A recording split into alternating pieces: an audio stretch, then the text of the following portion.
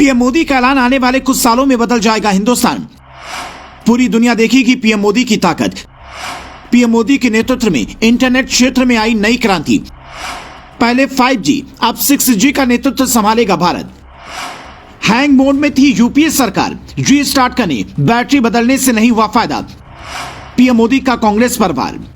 प्रधानमंत्री नरेंद्र मोदी के नेतृत्व में देश बदल रहा है, नई ऊंचाइयों को छू रहा है। 10 से 12 साल पहले भारत में इंटरनेट की बहुत बड़ी समस्या थी, लेकिन धीरे धीरे वक्त बदला और पहले 5G और अब भारत 6G क्रांति का नेतृत्व संभालेगा। भारत में बीते कुछ सालों में इंटरनेट की समस्या पूरी तरह से खत्म हो गई है। गांव से लेकर शहर तक 5G की सेवाएं थी। अब भारत के लोग बहुत जल्द 6G का मजा लेते नजर आएंगे। सब कुछ बदल जाएगा, एक क्लिक और दुनिया मुट्ठी में। टेलीकॉम हो, टेक्नोलॉजी हो, कनेक्टिविटी हो, 6G हो, AI हो, साइबर सिक्योरिटी हो, सेमीकंडक्टर हो, ड्रोन या स्पेस सेक्टर हो, या फिर दूसरे सेक्टर से आने वाला समय बिल्कुल ही अलग होने जा रहा है। पीएम मोदी देश के भविष्य का नेतृत्व करेंगे। प्रधानमंत्री नरेंद्र मोदी ने भारत मंडपम प्रगति मैदान नई दिल्ली में 7वें भारतीय मोबाइल कांग्रेस 2023 का उद्घाटन किया। इस दौरान पीएम मोदी ने यहां पर आयोजित प्रदर्शनी का भी मुआयना किया और उद्योगपति मुकेश अंबानी के बेटे आकाश अंबानी उन्हें नई तकनीकी की जानकारी देते हुए नजर आए। 6G का जिक्र करते हुए पीएम मोदी ने कहा, हम न केवल 5G बल्कि 6G के क्षेत्र में भी लीडर बनने जा रहे हैं। 2G में क्या हुआ था शायद नई पीढ़ी को पता नहीं होगा, मैं उसका जिक्र नहीं करूंगा क्योंकि मीडिया वाले उसी को पकड़ते हैं। इतना जरूर कहूंगा कि हमारे कालखंड में 4G का विस्तार हुआ, लेकिन एक भी दाग नहीं लगा। मेरा दावा है कि 6G में भारत दुनिया को लीड करेगा। इंटरनेट में स्पीड न केवल रैंकिंग में सुधार होता है बल्कि हमारी ईज ऑफ लाइफ में भी सुधार होता है। इंटरनेट की स्पीड सोशल और इकोनॉमिक दोनों ही रूप में बड़ा परिवर्तन करती है।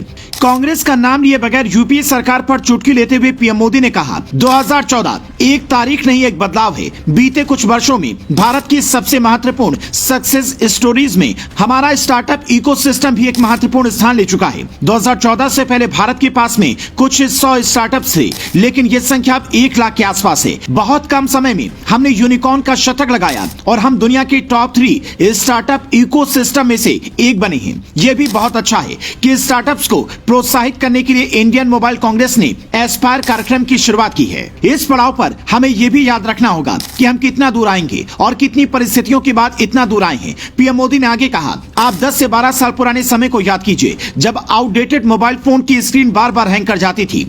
चाहे आप कितना भी स्वाइप कर लें या बटन दबा लें, कुछ ऐसा नहीं होता था। ऐसी स्थिति उस समय सरकार की भी थी। उस समय भारत की अर्थव्यवस्था का कहें या फिर तब की सरकार कहें, वो हैंग हो गए वाले मोड में थी। हालत इतनी बिगड़ी थी कि रीस्टार्ट करने, बैटरी चार्ज करने या फिर बैटरी बदलने से कोई भी फायदा नहीं होता। 2014 में लोगों ने ऐसे आउटडेटेड फोन को छोड़ दिया और हमें सेवा करने का अवसर दिया। इस बदलाव में क्या हुआ यह देखता है। उस समय हम मोबाइल फोन के इंपोर्टर थे, आज हम एक्सपोर्टर हैं। आज हम दुनिया के दूसरे सबसे बड़े मोबाइल मैन्युफैक्चरर्स हैं। भारतीय मोबाइल कांग्रेस एशिया का सबसे बड़ा दूरसंचार, मीडिया और प्रौद्योगिकी मंच है जो 27 से 29 अक्टूबर 2023 तक आयोजित होगा। यह आयोजन दूरसंचार और प्रौद्योगिकी में भारत की अविश्वसनीय प्रगति को रेखांकित करने, महत्वपूर्ण घोषणाएं करने के साथ ही स्टार्टअप को अपने नवीन उत्पादों और समाधानों को प्रदर्शित करने का अवसर प्रदान करने के लिए एक मंच के रूप में कार्य करेगा। तो वहीं प्रधानमंत्री नरेंद्र मोदी ने मोबाइल फोन कवरेज के लिए सभी गाँव में मोबाइल टावर स्थापित करने के लिए सभी विभागों को मार्च 2024 की डेडलाइन दी है। इस देरी पर चिंता जताते हुए पीएम ने कहा कि स्थानीय लोग बांधों के निर्माण पर आपत्ति उठा सकते हैं, लेकिन वे संचार सुधार के लिए मोबाइल टावरों का हमेशा समर्थन करेंगे।